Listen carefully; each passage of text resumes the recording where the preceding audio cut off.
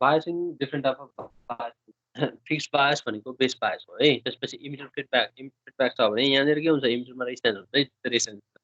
त्यसपछि collector feedback छ भने कलेक्टरमा सेपरेटली भोल्टेज ड्रप हुन्छ। जस्तै अहिले के छ, यहाँ कलेक्टरमा सेपरेट रेजिस्टेन्स छ नि, यहाँबाट आएको भए यो रेजिस्टेन्स, यहीँबाट आएको भए चाहिँ के हुन्छ, फिक्स बायस हुन्छ। अहिले के छ, यहाँ कलेक्टरमा ड्रप हुन्छ, त्यसपछि बल्ल यहाँ बेसमा आएको छ, त्यो भनेको कलेक्टर फिडब्याक है।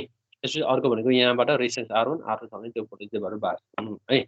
अब यसमा पनि त्यस्तै भ्यालुहरू निकाल भनेको छ है, त्यस्तै भ्यालु निकाल भनेको छ। के निकाल भनेको छ, एउटा चाहिँ आइसी निकाल भनेको छ, अर्को आइबी निकाल भनेको छ है। त्यसपछि स्टेबिलिटी फ्याक्टर निकाल भनेको छ है। स्टेबिलिटी फ्याक्टरको यसमा फर्मुला दिएको छ कि छैन, फर्मुला दिएको छैन है। यहाँ एउटा चाहिँ गराएको छ, त्यो मतलब क्लासमा चाहिँ गराएको होला है। स्टेबिलिटी फ्याक्टरवाला गराएको चाहिँ यसमा छ कि छैन थाहा छैन, मैले पेज खाली राखेँ जस्तो लाग्यो है। क्लासमा चाहिँ गराएको छु, कहिलेकाहीँ चाहिँ स्टेबिलिटी फ्याक्टरवाला पनि आइरहेको हुन्छ है। स्टेबिलिटी फ्याक्टर भनेको बिटा +1 डिभाइड बाई 1 प्लस बिटा, त्यसपछि त्यहाँ जुन रेजिस्टेन्स करेन्टको जो रेसियो छ नि, डिआइसी बाई डिआइबी, त्योवाला राखेर गर्ने है, त्योवाला राखेर गर्ने। जस्तै यसमा हेर्ने हो भने आइसी आइबी है, आइबी आइसी र पिसी स्टेबिलिटी फ्याक्टरवाला हामी एक दिनमा पछि गर्छौँ है, एक दिन गर्छौँ। स्टेबिलिटी फ्याक्टर मात्र भ्यालु दिएको, त्यसपछि स्टेबिलिटी फ्याक्टर निकाल्ने, यो कहिलेकाहीँ चाहिँ एक्जाममा आइरहेको हुन्छ। स्टेबिलिटी फ्याक्टरबाट पनि यसमा भएको अरू भ्यालुहरू निकाल्ने आइरहेको हुन्छ। If the stability factor is given find or draw design, त्यो भनिरहेको हुन्छ। स्टेबिलिटी फ्याक्टर र पिसी दिएको हुन्छ। अब यसमा चाहिँ आइबी आइसी र पिसीको भ्यालु निकाल्नु है।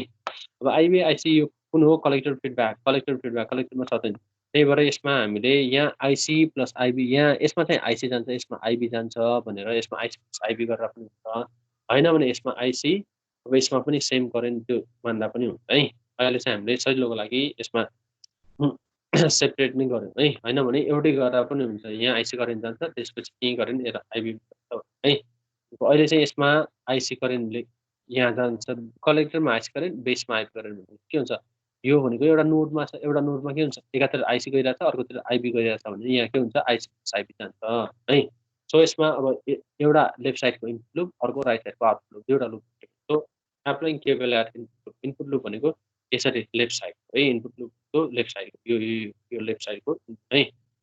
भिसिसी भनेको यसमा के छ, यो पनि आउँछ है, अब यो पनि कम्बाइन हुन्छ। भिसिसी भनेको आरसीमा ड्रप हुने भोल्टेज, त्यसपछि आरबीमा ड्रप हुने भोल्टेज, त्यसपछि बेस इमिटरमा ड्रप हुने भोल्टेज हो।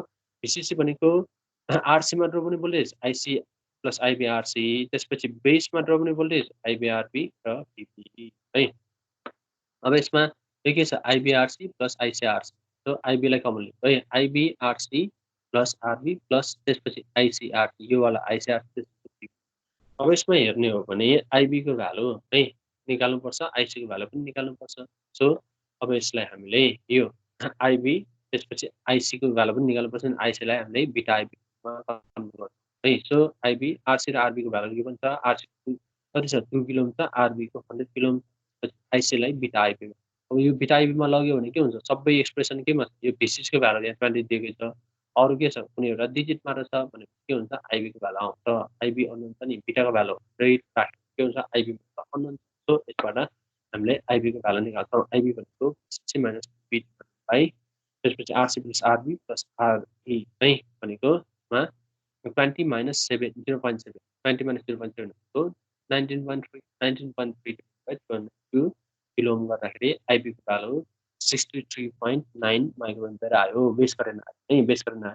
बेस करेन्ट आउने बित्तिकै अब अरू करेन्ट पनि हामीले निकाल्न सक्छौँ, किनकि हामीलाई के थाहा छ, आइसी भनेको बिटा आइबी है। सो आइसी भनेको बिटा आइबी, आइबीको भ्यालु कति आयो, 63.9 आयो। त्यसपछि बिटाको भ्यालु गिभन छैन, त्यो 100। सो आइसी बिटा आइबी 100 into 63.9 माइक्रोमिटर, यसबाट भ्यालु आउँछ 6.39 मिलिमिटर है।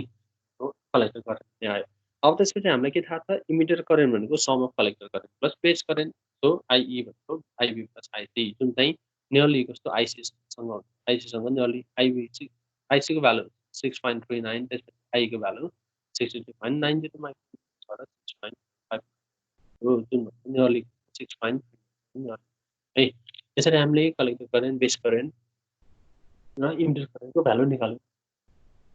अब त्यसपछि कलेक्टर इनपुट भोल्टेज, यो आउटपुट भोल्टेज कति हुन्छ भनेर निकाल्नु है। यसमा पनि क्यू पोइन्ट भन्यो भने एउटा चाहिँ के हो आइसी भयो है एउटा आइसी भिसी त्यही भिसी निकाल्नु भिसी निकाल्नलाई हामीले कहाँनिर हेर्नु पर्यो आउटपुट साइडमा हेर्नु पर्यो है भिसी निकाल्नलाई हामीले आउटपुट साइडमा हेर्नु पर्यो so applying cable at output लुपमा केबल लाउनु छ भने यहाँ एउटा भिसिसी यो वाला हो है आउटपुट लुपको यो वाला है सो भिसिसी भनेको आरसीमा ड्रप हुने भोल्टेज त्यसपछि भिसीमा ड्रप हुने भोल्टेज अरू केही छ छैन है सो आरसीमा ड्रप हुने भोल्टेज भनेको आइसी प्लस आइबी आरसी अर्को भनेको यसमा ड्रप हुने भिसी सो भिसिसी भनेको आइबी प्लस आर आइसी आरसी प्लस भिसी अब यसमा आइबीको भ्यालु पनि आइसकेको छ आइसीको भ्यालु पनि आइसकेको छ है माथि आइबी र आइसी दुवैको भ्यालु छ आइबी प्लस आइसी भनेको कति छ माथि आइबी प्लस आइसी भनेको त्यो भनेको आइसँग त्यो भनेको 6.45 सो भिसी भनेको भिसिसी माइनस आइबी प्लस आइसी आरई सो भिसिसी भनेको 20 आइबी प्लस आइसी भनेको कति छ यो 6.45 अनि आरसी भनेको कति छ